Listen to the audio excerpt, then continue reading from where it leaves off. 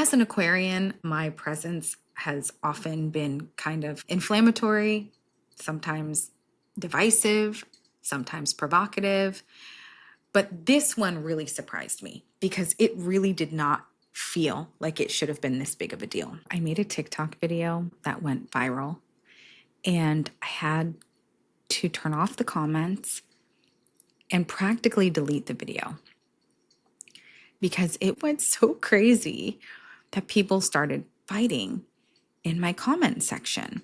And I've never had this happen before. It was so strange to me because I was simply talking about the changes that have arrived as a hairstylist in 2025, having been a hairstylist for over 20 years. And I have seen a lot of changes. And one of those changes has been that in the state of California, we no longer have to take a practical examination to become a hairstylist. So I was talking about that on TikTok, and I didn't think anybody was even going to see it. I was wrong. And I started wondering, why did this video, this seemingly nonchalant video, go so viral? People's image is attached to something so much more than just the way that they look. It's attached to their mental health, to their physical health, to their spirit, if that's something that you get into. It's attached to the wholeness of who you are. And when you're talking about that, and you're talking about the keepers of that, which are hairdressers, people, they can't. They must say how they feel. This is exactly why when I decided to change my career, I did not leave the art of hairstyling behind me. Because there is a whole entire underworld, an underbelly of being a hairstylist that people will never understand. Unless you are a hairstylist, you will never understand it. And honestly, I just couldn't leave my comrades and be out of the loop and not feel a part of this very complex and sometimes problematic world. I couldn't leave it, not fully. And I couldn't leave my clients. I've always been a different hairstylist. And now that I look back, I think I've always actually been a therapeutic hairstylist. I haven't really changed a lot about what I do and how I do it, except for I now name what I'm doing. I acknowledge it. When you sit in my chair, you're not attracted to me as a hairstylist because I am skilled, although I am. I mean, look. I'm really good at my job. I know this about myself.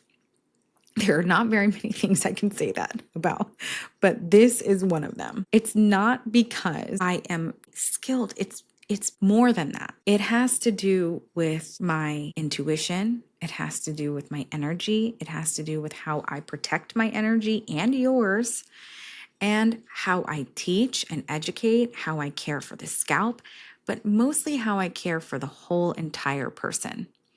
Everything about you, I am interested and curious about. I'm interested in how often you wash your hair. I'm interested in what you're washing your hair with.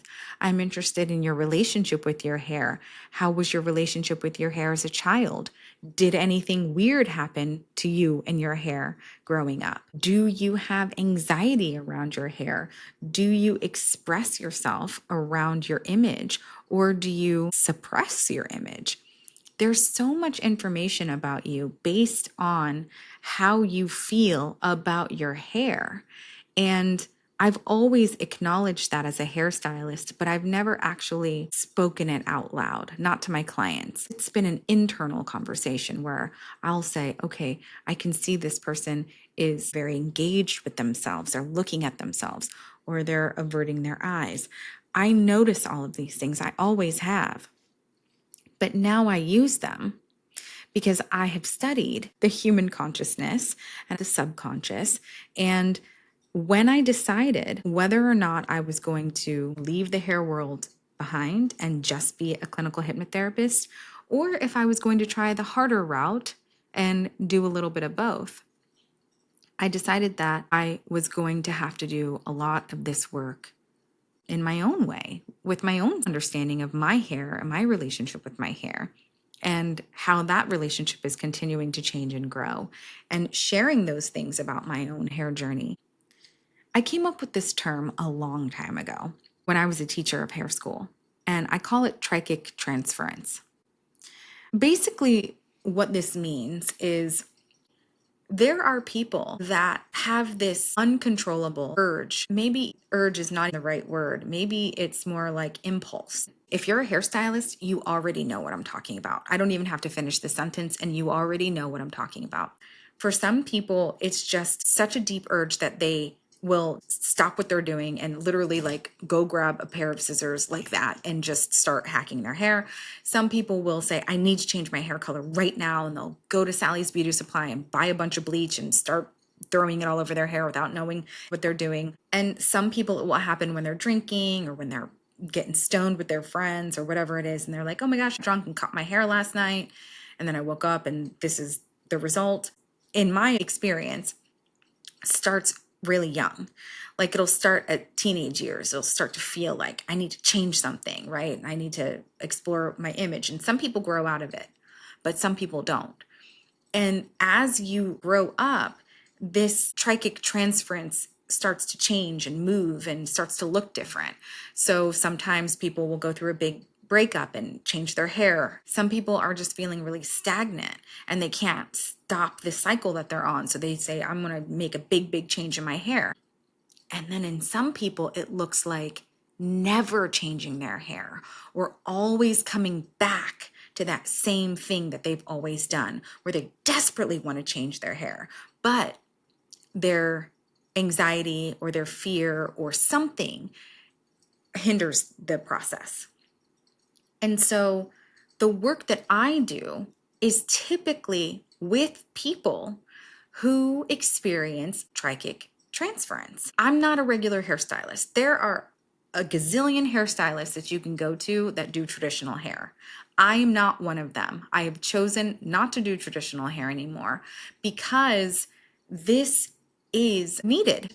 There are less people who are doing hair in this capacity. I want to talk about this because I want people that are experiencing trichic transference not to feel like they're alone and not to feel like they're weird, but also to know that there might be something deeper happening. And if that person wants to experience the acknowledgement and working with that rather than just kind of ignoring it and pretending like it's not in the room, then I want to let people know that that is what I do. B, I want to know if there are other hairstylists that are interested in doing work in this way and talking about it, because I would really love to share resources, share knowledge, share information, and maybe even have a group of people that I can refer people to that have good, strong ethics and a really strong technical background, right? Because it's more than just having really good, solid understanding, but it's also about being able to hold energetic space and healing work that you've already done. And then also being able to have anyone sit in your chair, regardless of who they are and what their hair texture is, being able to hold that down. There's so many moving parts to doing this work that I feel like it's going to take really special hairstylists. That, not that other hairstylists are not special, because I think that every single hairstylist on this planet is a healing practitioner, okay? But it's going to take a different type of person that wants to do this work. And let me tell you something. If you are one of those hairstylists that's like, bitch, I am trying to clock in, do my work, clock out, and GTFO, I have to tell you that not only do I respect you, but I admire you. I have always wanted to be one of those hairstylists. I am not one. I am not. So if there are other hairstylists that are interested in this and they are passionate about helping people, not just with their image, but in a more meaningful and healing way, I feel like I have uncovered and unlocked some really cool ways to be able to do that.